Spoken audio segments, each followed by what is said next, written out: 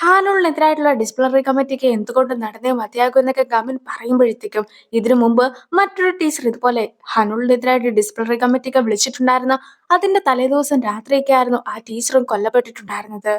അതിനു പിന്നിൽ ഹാനൂളാണ് ഉള്ളതെന്ന കാര്യം ഈ സ്കൂളിലെ എല്ലാ കുട്ടികൾക്കും തന്നെ അറിയാവുന്നതാണ്. ഡിസിപ്ലിനറി കമ്മിറ്റിയൊക്കെ നടക്കുകയാണെങ്കിൽ ഹാനൂളിനെ ഈ ഒരു സ്കൂളിൽ നിന്നും തന്നെ പുറത്തു പോകേണ്ടതായിട്ട് വരും. ശരിക്കും ഈ ഒരു സ്കൂളിൽ തന്നെ അവന് വേണ്ടി ഉണ്ടാക്കിയ ഒരു കിങ്ഡം ആണ്. അങ്ങനെ അതിൽ നിന്നും അവന് പുറത്തേക്കൊക്കെ പോകേണ്ടതായിട്ട് വരികയാണെങ്കിൽ അത് യുവൻബയ്ക്ക് ഗാങ്ങിനെ പോലും ബാധിക്കുന്നതായിരിക്കും എന്നൊക്കെ സോണിച്ചോളും അവർക്ക് പറഞ്ഞൊക്കെ കൊടുക്കുമ്പോഴത്തേക്കും ലീഡ് ലൈഫ് ഒരിക്കലും റിസ്കിലാക്കുവാനായിട്ട് പാടില്ല. അതുകൊണ്ട് തന്നെ ആ ഒരു മീറ്റിംഗ് നടക്കുന്നുണ്ട് വരെ നമ്മളും ലീക്ക് പ്രൊട്ടക്ഷൻ ആയിട്ടൊക്കെ നിന്നേ മതിയാകും എന്ന് ഗാമിനും പറയുന്നു. എനിക്ക് നിന്നെ പ്രൊട്ടക്ട് ചെയ്യണമെന്ന് അതിയായ ആഗ്രഹമൊക്കെ ഉണ്ട്. എങ്കിൽ പോലും എനിക്ക് അതിന് ലിമിറ്റേഷൻസ് ഒക്കെ ഉണ്ട്. അതുകൊണ്ട് തന്നെ നീയും ഡിസിപ്ലിനറി കമ്മിറ്റി മീറ്റിംഗ് ഒക്കെ നടക്കുന്ന ദിവസം വരെ ഒന്ന് മാറിയൊക്കെ നിന്നൂടെ എന്നൊക്കെ ലീഡ് എടുത്ത് ഡിറ്റക്റ്റീവ് ഒക്കെ ചോദിക്കുമ്പോഴത്തേക്കും ഞാനിപ്പോൾ മാറിയൊക്കെ നിൽക്കുകയാണെങ്കിൽ അത് കുട്ടികൾക്ക് കൊടുക്കുന്ന ഏറ്റവും മോശമായിട്ടുള്ള ഒരു എക്സാമ്പിൾ ഒക്കെ ആയി മാറുന്നതാണ്. അതുകൊണ്ട് തന്നെ മീറ്റിംഗ് ഒക്കെ നടക്കുന്നിടം വരെ ഞാനും ഇവിടെ തന്നെ ഉണ്ടാകുമെന്നാണ് ലീയും പറയുന്നത്. മീറ്റിംഗ് ഒക്കെ നടക്കുന്നതിന്റെ തലേദിവസം രാത്രി ലീനെ വൈസ് പ്രിൻസിപ്പളും കോളൊക്കെ ചെയ്യുകയാണ്. അങ്ങനെ ഇരിക്കെ നീ എന്തായാലും നാളെ മീറ്റിംഗ് ഒക്കെ നടത്തുന്നുണ്ടല്ലോ, അങ്ങനെ ഇരിക്കെ യോൻബേക്ക് ഫൗണ്ടേഷന്റെ കുറച്ച് കറപ്ഷൻസിനെ കുറിച്ചൊക്കെ പറയുവാനായിട്ട് എനിക്കും താല്പര്യമുണ്ട്. നീയും സ്കൂളിലേക്ക് വരുമോ എന്നൊക്കെ ആയിരുന്നു അയാളും അവളോട് ചോദിച്ചത്. അങ്ങനെ ഇരിക്കെ അവളും സ്കൂളിന് വെളിയിൽ വരെ എത്തുമ്പോഴത്തേക്കും ഡിറ്റക്റ്റീവും എന്തെങ്കിലും പ്രശ്നമുണ്ടെങ്കിൽ അറിയിച്ചാൽ മതി എന്നൊക്കെ പറഞ്ഞിട്ട് സ്കൂളിന് വെളിയിലും കാത്തു നിൽക്കുന്നു. ഹാനൂളിന്റെ അച്ഛന് പൊളിറ്റിക്സിലൊക്കെ പോയാൽ കൊള്ളാമെന്ന് ആഗ്രഹമുണ്ട്. അതുകൊണ്ടായിരുന്നു യോൻബെക്ക് ഫൗണ്ടേഷന്റെ കീഴിൽ കുറേയധികം കറപ്ഷൻസ് ഒക്കെ നടത്തിയ പണം കൊണ്ട് ഈ ഒരു സ്കൂളൊക്കെ ഉണ്ടാക്കിയതെന്നൊക്കെ പറഞ്ഞുകൊണ്ട് വൈസ് പ്രിൻസിപ്പളും കുറേയധികം കാര്യങ്ങളൊക്കെ ലീഡ് എടുത്തും പറയുകയാണ്. ഇതെല്ലാം തന്നെ ലീയും റെക്കോർഡ് ചെയ്യുന്നു. പക്ഷെ ഇതൊക്കെ കേൾക്കുവാനായിട്ട് തുടങ്ങുന്ന സമയത്ത് അവിടെ മൊത്തത്തിൽ കറണ്ട് ഒക്കെ പോകുന്നു. ഈ ഒരു സമയത്ത് അയാളും അവിടെ നിന്ന് ഓടി രക്ഷപ്പെടുന്നു. ശരിക്കും ഇതെല്ലാം തന്നെ അവരുടെ ഒരു പ്ലാൻ മാത്രമായിരുന്നു. ലിയും വൈസ് പ്രിൻസിപ്പൽ എങ്ങോട്ടാണ് പോയതെന്നൊക്കെ അന്വേഷിച്ച് പോകുന്ന സമയത്ത് രണ്ട് കുട്ടികളെയൊക്കെ കാണുകയാണ്. പക്ഷെ അവൾ പിന്നീട് മറ്റൊരു വഴി കൂടി രക്ഷപ്പെടുവാനായിട്ട് നോക്കുമ്പോഴത്തേക്കും മിൻഹ്വാനെയും പിന്നീട് ഹാനുള്ളയും കാണുന്നു. മിൻഹ്വാനും ബലമായിട്ട് അവളുടെ കയ്യിൽ നിന്നും ഫോണൊക്കെ പിടിച്ചു വാങ്ങുന്നുണ്ട്. ഈ ഒരു ഫോണിലായിരുന്നല്ലോ വൈസ് പ്രിൻസിപ്പൽ പറഞ്ഞ കാര്യമെല്ലാം തന്നെ അവൾ റെക്കോർഡ് ചെയ്തത്. ഞാൻ ഒരാൾ ഇല്ലാതായിട്ടുണ്ടെങ്കിൽ ഒന്നും തന്നെ നീ ചെയ്ത തെറ്റുകൾ മാഞ്ഞു പോകുന്നതായിരിക്കുകയില്ല. മീറ്റിംഗ് ഒക്കെ അതിൻ്റെതായ രീതിക്ക് നാളെ തന്നെ നടക്കുന്നതായിരിക്കും. നിനക്ക് ഞാൻ അവസരമായിട്ട് ഒരവസരം കൂടി നൽകുകയാണെന്നൊക്കെ ലീ പറയുന്നുണ്ടെങ്കിൽ പോലും നീയല്ല, മറിച്ച് ഞാനാണ് നിനക്ക് അവസാനമായിട്ടൊരു അവസരമൊക്കെ നൽകുന്നതെന്ന് ഹാനുളും അവളുടെ അടുത്തൊക്കെ പറയുന്നു. ഇവിടെ ഉടനെ തന്നെ പോലീസ് എത്തുന്നതായിരിക്കുമെന്നൊക്കെ അവളും പറയുന്നൊക്കെയുണ്ട്. പക്ഷെ യഥാർത്ഥത്തിൽ അവളുടെ കോട്ടില് ഡിറ്റക്റ്റീവ് കൊടുത്തു വിട്ടിട്ടുണ്ടായിരുന്ന ഒരു രഹസ്യ ക്യാമറയൊക്കെ ഉണ്ടായിരുന്നു. അതുകൂടാതെ 30 മിനിറ്റ് ആയിട്ടും അവളെ കണ്ടില്ല എങ്കിൽ സ്വയമായിട്ട് തന്നെ സ്കൂളിലേക്കൊക്കെ വരുന്നതായിരിക്കുമെന്നാണ് ഡിറ്റക്റ്റീവ് പറഞ്ഞിട്ടുണ്ടായിരുന്നത്. ഇപ്പോൾ ഒരുപാട് സമയമായിട്ടും അവളെ കാണാത്തത് കൊണ്ട് തന്നെ ഡിറ്റക്റ്റീവ് കാറിൽ നിന്നും വെളിയിലേക്കൊക്കെ ഇറങ്ങുവാനായിട്ട് നോക്കുമ്പോഴത്തേക്കും ഡിറ്റക്റ്റീവിന്റെ കൂട്ടത്തിൽ നമ്മൾ നേരത്തെ കണ്ടിട്ടുണ്ടായിരുന്ന ഒരു സീനറൊക്കെ ഉണ്ടല്ലോ, ആ ഒരു പുള്ളി ഡിറ്റക്റ്റീവിനെ ഷോക്ക് അടുപ്പിച്ച് വീഴ്ത്തുന്നു. ഇനി ആരും നിങ്ങളെ രക്ഷിക്കാനൊന്നും വരികയില്ല എന്നൊക്കെ പറഞ്ഞിട്ട് ഇവരും ലീയുടെ ചുറ്റൊക്കെ കൂടി നിൽക്കുമ്പോഴത്തേക്കുമാണ് എടാ പൊട്ടന്മാരെ, നിങ്ങൾ എല്ലാവരും മരിക്കാനായിട്ട് പോവുകയാണെന്നൊക്കെ പറഞ്ഞുകൊണ്ട് ഹീവോണ്ട് ഒരു വോയിസ് ഒക്കെ അവരും അനൗൺസ്മെന്റ് വഴി കേൾക്കുന്നത്. അപ്പോഴാണ് മറ്റൊരു വശത്ത് നിന്നും ഗാമനും സെഹ്യോണും ജീവും ജൂണും അതുപോലെ തന്നെ സുണിച്ചോളും ഇവരുടെ അടുത്തേക്കൊക്കെ വരുന്നത്. 4 ദിവസം മൊത്തമായിട്ട് ലീന വാച്ച് ചെയ്യണമെന്നായിരുന്നു കുട്ടികൾ എടുത്തിട്ടുണ്ടായിരുന്ന തീരുമാനം. സോ ഓരോരുത്തരും ഓരോരോ സമയത്തായിട്ടൊക്കെ ലീനയെ വാച്ച് ചെയ്തിരുന്നു. ഒടുവിലായിട്ട് ലീ സ്കൂളിൽ പോകുന്നത് കുട്ടികൾ എല്ലാവരും തന്നെ കണ്ടിട്ടുണ്ടായിരുന്നു. അങ്ങനെയാണ് ഇപ്പോൾ ലീനെ ഫോളോ ചെയ്ത് അവരും സ്കൂളിൽ എത്തിയിരിക്കുന്നത്. സുണിച്ചുള്ളൊഴികെ ബാക്കി എല്ലാവരും തന്നെ 10th ഗ്രേഡിലെ കുട്ടികളൊക്കെയാണല്ലോ. പക്ഷെ ഹാനൂളിന്റെ കൂടെ ഉണ്ടായിരുന്നതെല്ലാം തന്നെ 12th 11th ഗ്രേഡിലെ കുട്ടികളൊക്കെയാണ്. അതുകൊണ്ട് തന്നെ ഇവരെ സിമ്പിൾ ആയിട്ടൊക്കെ തോൽപ്പിക്കുവാനായിട്ട് സാധിക്കുമെന്ന വിശ്വാസമൊക്കെ ഹാനൂളിന്റെ ടീമിനും ഉണ്ടായിരുന്നു. കൂട്ടത്തിൽ എനിക്ക് ഏറ്റവും വിശ്വാസം നിന്നെയാണ്. അതുകൊണ്ട് തന്നെ നീ വേണം ലീനെ ഇവിടെ നിന്നും കൂട്ടിക്കൊണ്ട് പോകുവാനെന്നൊക്കെ ഗാമിനും ജൂണിന്റെ അടുത്തൊക്കെ പറഞ്ഞിട്ടുണ്ടായിരുന്നു. അങ്ങനെ ഗാമിനും സുരക്ഷിതമായിട്ട് ലീനെ അവരുടെ കയ്യിലൊക്കെ ഏൽപ്പിച്ചിട്ട് ഫൈറ്റ് ചെയ്യാനായിട്ടൊക്കെ നിൽക്കുമ്പോഴത്തേക്കും ഹനുളൊഴികെ ബാക്കി എല്ലാവരും തന്നെ ലീയുടെ പിന്നാലെ മറ്റൊരു വഴിക്കൊക്കെ പോകുന്നു. കുറച്ചു ദൂരമൊക്കെ എത്തി കഴിയുമ്പോഴത്തേക്കും സൊണിച്ചോളും ശിവവും കൂടി ഒരേ ഇടത്ത് തന്നെ നിൽക്കുകയാണ്. ഈ ഒരു സമയത്തായിരുന്നു പിന്നാലെ വന്നിട്ടുണ്ടായിരുന്ന 11th ഗ്രേഡിലെ രണ്ട് കുട്ടികളൊക്കെ അവരുടെ അടുത്തേക്കും എത്തുന്നത്.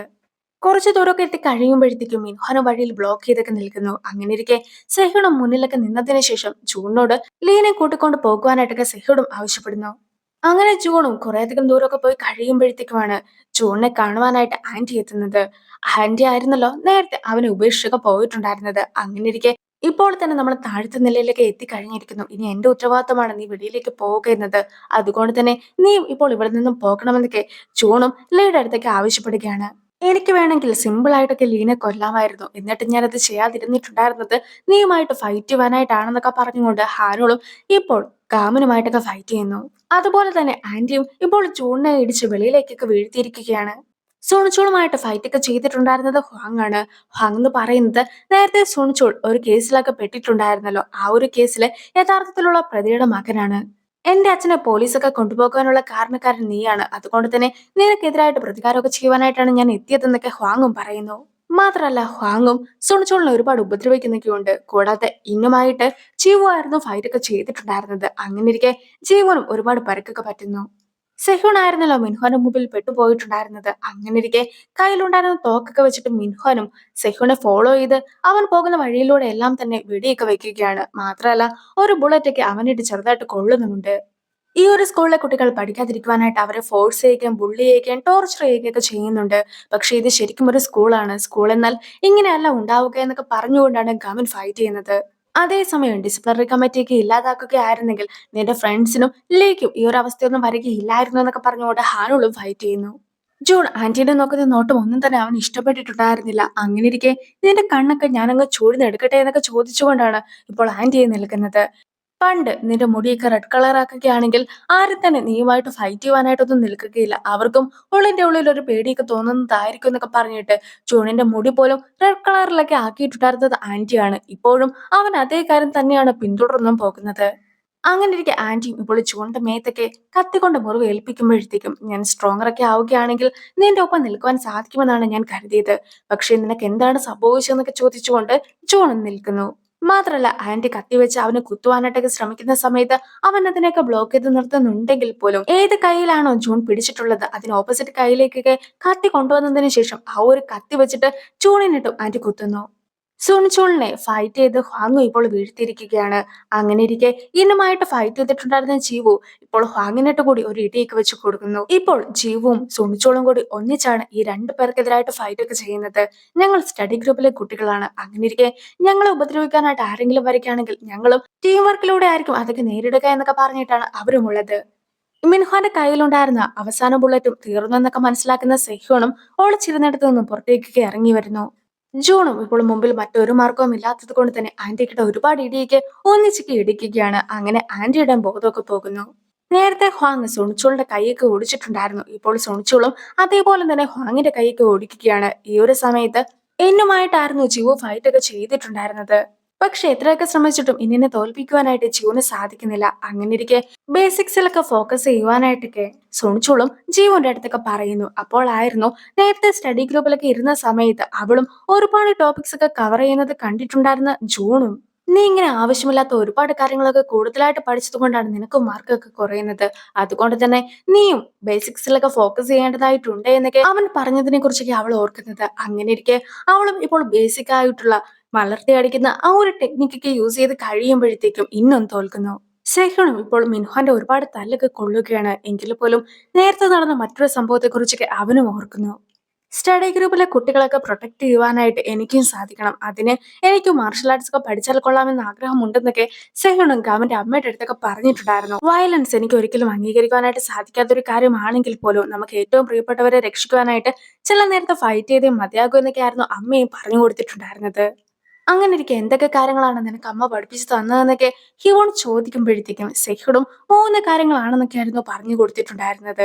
ഒന്നാമത്തെ കാര്യം എന്തോ സഹിക്കുവാനായിട്ട് സാധിക്കുക എന്നതാണ്. അതായത് ഇപ്പോൾ മിൻഹോൻ അവനെ ഒരുപാട് തല്ലുന്നൊക്കെയുണ്ട്. പക്ഷെ അവനും അതെല്ലാം തന്നെ സഹിച്ചൊക്കെ ഇരിക്കുന്നു. അതിനുശേഷം അവനും മിൻഹോൻ തല്ലുന്ന സമയത്ത് ഒരു ബുക്കൊക്കെ വെച്ച് തടയുന്നു. ആ ഒരു ബുക്ക് കാരണം ഇപ്പോൾ മിൻഹോന്റെ കൈക്കൊക്കെ വേദന എടുത്തൊക്കെ നിൽക്കുമ്പോഴത്തേക്കും രണ്ടാമതായിട്ട് അമ്മ പറഞ്ഞു തന്നിട്ടുണ്ടായിരുന്നത് മനുഷ്യരുടെ വൈറ്റൽ സ്പോട്സ് ഏതൊക്കെയാണെന്ന് ഓർത്തു വെക്കുക എന്നതാണെന്നൊക്കെ അവനും പറയുന്നു. ഈ ഒരു സമയത്ത് മിൻഹോന്റെ വൈറ്റൽ സ്പോട്സ് ഒക്കെ ഓർത്തു വെക്കുകയായിരുന്നു അവനും. മാത്രമല്ല മിൻഹോന്റെ 2-3 വൈറ്റൽ സ്പോർട്സിലെല്ലാം തന്നെ സെഹ്യോണും ബുക്കൊക്കെ വെച്ചിട്ട് അടിക്കുന്നു. മൂന്നാമതായിട്ട് കൈയുടെ സ്കിൽസ് ഒക്കെ ആയിരുന്നു അമ്മ പഠിപ്പിച്ചു കൊടുത്തിട്ടുണ്ടായിരുന്നത്. ഇപ്പോൾ അമ്മ പഠിപ്പിച്ചു കൊടുത്ത ഒരു പഞ്ച് കൂടി മിൻഹോന്റെ അടുത്തേക്ക് അവൻ ചെയ്ത് കഴിയുമ്പോഴത്തേക്കും മിൻഹോൻ ഫ്ലാറ്റ് ആയി നിലത്ത് കിടക്കുന്നു. നിനക്കും കൂടി ഞങ്ങളുടെ കൂടെ പഠിക്കുവാനൊക്കെ വന്നൂടെ എന്ന് കൂടി സെഹ്യോൺ ഇപ്പോൾ അവന്റെ അടുത്തൊക്കെ ചോദിക്കുന്നുണ്ട്. ഗാമനും താനുള്ളതും കൂടി സമാസമം എന്ന രീതിക്ക് തോന്നിക്കുന്ന രീതിക്കുള്ള ഒരു ഫൈറ്റ് ഒക്കെ ചെയ്യുകയാണ്. എങ്കിൽ പോലും ഗവൻ തോൽക്കുന്നതിന്റെ വക്കത്തെത്തുമ്പോഴത്തേക്കും നീ നിന്റെ ഫുൾ പവർ ഒന്നും യൂസ് ചെയ്യുന്നില്ലല്ലോ. ലീന ഇവിടെ നിന്നും രക്ഷപ്പെടുത്തിക്കൊണ്ട് പോകുവാനായിട്ടല്ലേ നീയും എന്റെ തല്ലൊക്കെ കൊള്ളുന്നത്? അങ്ങനെ ലീന സിമ്പിൾ ആയിട്ട് രക്ഷപ്പെടുവാനായിട്ട് ഞാൻ അനുവദിക്കുമെന്നൊക്കെ നിനക്ക് തോന്നുന്നുണ്ടോ എന്നൊക്കെ ചോദിച്ചുകൊണ്ട് ഹാനുള്ള നിൽക്കുന്നു. ഇപ്പോൾ ലീയും ഓടി രക്ഷപ്പെട്ട് സ്കൂളിന് വെളിയിലേക്കൊക്കെ പോകാനായിട്ട് നോക്കുമ്പോഴത്തേക്കും സ്കൂളിനകത്തേക്ക് ഒരുപാട് കുട്ടികളൊക്കെ കടന്നു വരുന്ന കാഴ്ചയായിരുന്നു അവളും കണ്ടിട്ടുണ്ടായിരുന്നത്. ലീക്ക് രക്ഷപ്പെട്ടു പോകുവാനായിട്ട് മറ്റു മാർഗമൊന്നും ഇല്ല എന്നൊക്കെ മനസ്സിലാക്കുന്ന ഗാമനും ഇപ്പോൾ അവന്റെ ഫുൾ പവർ ഒക്കെ വെച്ചിട്ട് ഹാനുളുമായിട്ട് ഫൈറ്റ് ഒക്കെ ചെയ്യുന്നുണ്ട്. മാത്രമല്ല അങ്കിളുടെ ഒരു ടെക്നിക്കൊക്കെ അവനും പുറത്തിറക്കുന്നുണ്ട്. എങ്കിൽ പോലും അതിൽ നിന്നുമൊക്കെ തന്നെ ഹാനുളു രക്ഷപ്പെടുന്നു. ഹാനുളു തിരിച്ച് ഗാമിന്റെ അടുത്തും ഒരു പഞ്ചൊക്കെ കൊടുത്തിട്ട് അവനെയും വീഴ്ത്തിയിരിക്കുന്നു. ഞാൻ ഇവിടെ നിന്നും ഇല്ലാതായി പോയിട്ടുണ്ടെങ്കിൽ ഈ സ്കൂൾ നന്നാവുമെന്നാണോ നീ വിചാരിച്ചിരിക്കുന്നത്?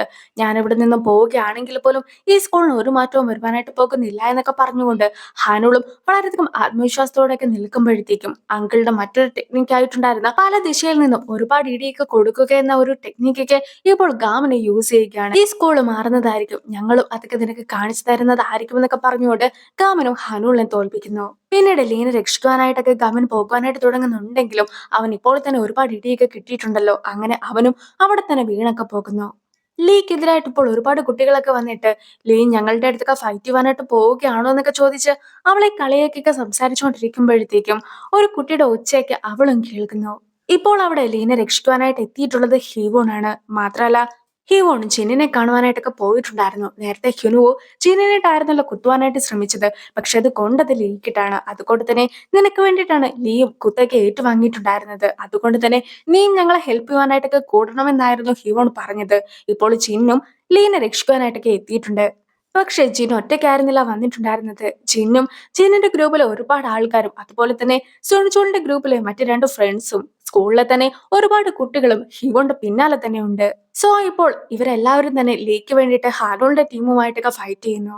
അങ്ങനെ ആ ഒരു സീനൊക്കെ കട്ടായതിനു ശേഷം പിറ്റേ ദിവസം ഡിസിപ്ലിനറി കമ്മിറ്റി ഒക്കെ നടത്തുകയാണ്. ഈ ഒരു കമ്മിറ്റി വഴി ഹാനോൾ തെറ്റുകാരനാണെന്നൊക്കെ തെളിയിക്കുകയും അതുപോലെ തന്നെ അവനെ സ്കൂളിൽ നിന്ന് പുറത്താക്കുകയും ചെയ്യുന്നു. പക്ഷെ ഈ ഒരു സമയത്ത് ലീ അവന്റെ അടുത്ത് സംസാരിക്കുമ്പോഴത്തേക്കും അവനും ടീച്ചറോ സംസാരിക്കുന്നത് പോലെ തന്നെയാണ് തോന്നുന്നത്. മാത്രമല്ല കുറച്ച് കുറ്റബോധം അവന് തോന്നുന്നു. അവനും പുറത്തേക്കൊക്കെ ഇറങ്ങി വരുന്ന സമയത്തായിരുന്നു ഡിറ്റക്റ്റീവും അവനൊക്കെ അറസ്റ്റ് ചെയ്തുകൊണ്ട് പോകുന്നത്.